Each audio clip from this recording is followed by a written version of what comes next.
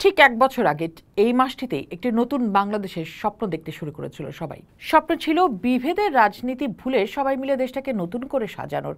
কথা ছিল একটা নতুন বন্দোবস্তের জন্য সব রাজনৈতিক দল তাদের অবস্থান থেকে সর্বোচ্চ ছাড় দিয়ে গণতন্ত্র প্রতিষ্ঠায় এমন উদাহরণ তৈরি করবে বাংলাদেশে যেন স্বৈরাচারী ব্যবস্থার পুনরাবৃত্তি আর না ঘটে।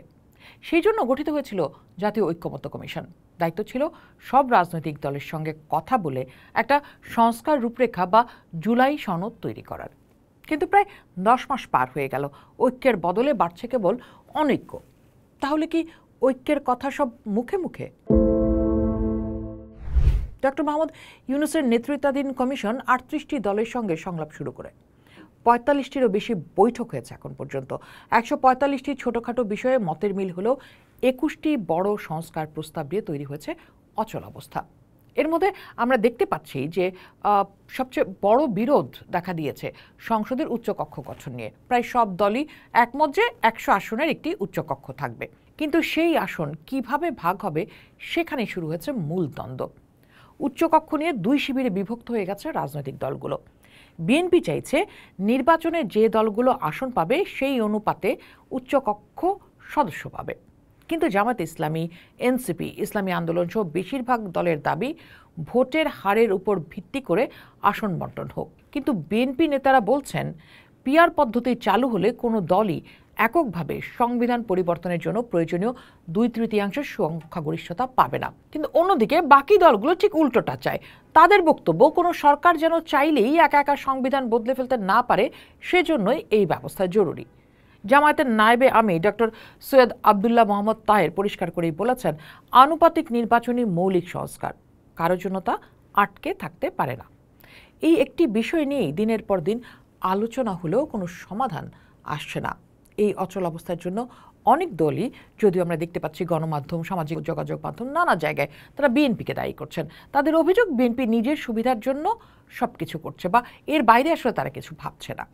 যেমন আমরা দেখি যে ইসলামী আন্দোলনের আমির ও চরমোনার পীর মুফতি সৈয়দ মোহাম্মদ রেজাউল করিম তিনি বলছেন, লন্ডন বৈঠকের পর সংস্কার প্রস্তাব বিএনপি কেন্দ্রিক হয়ে পড়েছে। তারা যেই বিষয়ে একমত হচ্ছে না সেই বিষয়টি আর অগ্রসর হচ্ছে না।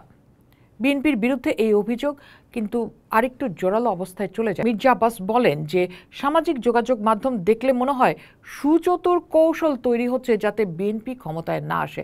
যদিও তার বক্তব্য সেখানে যে বিএনপি আসলে কখনো ক্ষমতায় আসতে চায়নি বা ক্ষমতায় আসার কথা তারা বলছেও না, কিন্তু এই সমস্ত কথা সামনে এনে এক ধরনের অনৈক্য সৃষ্টির চেষ্টা চলছে এবং যা নির্বাচনকে বাধাগ্রস্ত করবে।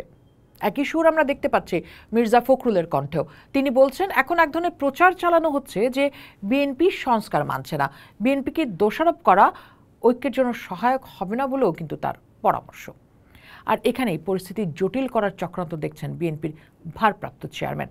সংখ্যানুপাতিক নির্বাচন ব্যবস্থার দাবি সহ নিত্য নতুন ইস্যু পলাতক ফ্যাসিস্টের পুনর্বাসনের পথ সুগম করে দিচ্ছে কিনা সেই প্রশ্নই তুলেছেন তারেক রহমান।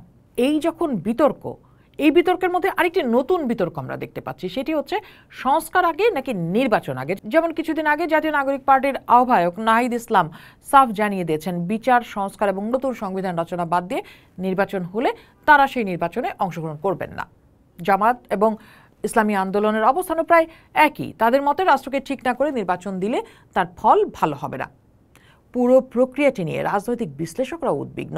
ঐক্যমত্য কমিশনের সহসভাপতি অধ্যাপক আলী রিয়াজ নিজেই স্বীকার করেছেন, দলগুলোর মধ্যে ঐক্য না হওয়ায় ১৬ জুলাই সনদ প্রকাশ করা সম্ভব হচ্ছে না। যদিও তিনি আশা করছেন মৌলিক সংস্কারের একটিতে ঐক্যমত্য হলে দেখা যাবে অন্যগুলোতেও দলগুলো কাছাকাছি অবস্থানে এসছে, কিন্তু সেই একটি বিষয়েই তো ঐক্য আসছে না। তাহলে কি পুরো প্রক্রিয়াটাই থমকে যাবে? এমন প্রশ্ন আসলে এখন সাধারণের মাথায় ঘুরপাক খাচ্ছে। যদিও সর্বশেষ তথ্য হচ্ছে জাতীয় ঐক্যমত্য কমিশনের সহসভাপতি অধ্যাপক ডক্টর আলী রিয়াজ সংলাপের বড় ধরনের অগ্রগতির কথা জানিয়েছেন। এজন্য তিনি রাজনৈতিক দলগুলোকেও ধন্যবাদ দিয়েছেন।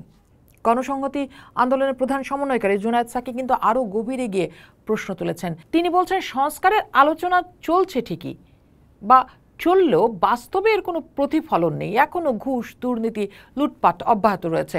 তার প্রশ্ন, ঘুষখোর দুর্নীতিবাজদের আস্তানা ধ্বংস করতে না পারলে ক্ষমতায় আছেন কেন? জুলাই অভ্যুত্থানের মূল চেতনা ছিল ঐক্য।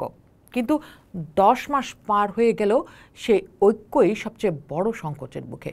বিএনপি বলছে তাদের ছাড়া ঐক্য হবে না, অন্য দলগুলো বলছে একটি দলের জন্য সংস্কার আটকে থাকবে না, অন্তর্বর্তী সরকার বলছে চেষ্টা করছে সবাইকে এক করতে কিন্তু পারছে না। নির্বাচনের দিন তারিখ নিয়ে এখনো খুব সুনির্দিষ্ট ধারণা নেই কারো। প্রধান উপদেষ্টার সাথে প্রধান নির্বাচন কমিশনার কদিন আগে যে বৈঠকটি করলেন একান্তে, সেখানেও দিন তারিখ নিয়ে কোনো রোডম্যাপ পাওয়া যায়নি বলেই তিনি জানিয়েছেন। ডক্টর ইউনূস ফেব্রুয়ারির কথা মুখে বলছেন বটে, কিন্তু এই ফেব্রুয়ারি আবার এপ্রিলে যে ঠেকে কেনা তাও খুব পরিষ্কার নয়। কারণ সবাই ঐক্যের কথা বলছে, কিন্তু প্রত্যেকেই দাঁড়িয়ে আছে নিজের অবস্থানে। এই পরিস্থিতিতে প্রশ্ন ওঠা স্বাভাবিক যে ঐক্যের কথা বলা হচ্ছে তা কি আদৌ আসবে, নাকি সব ঐক্য আর সুন্দর ভবিষ্যতের কথা কেবল আলোচনার টেবিলেই সীমাবদ্ধ থাকবে। পোস্ট দেখুন, ভাবুন, করুন, পোস্টের সাথেই থাকুন।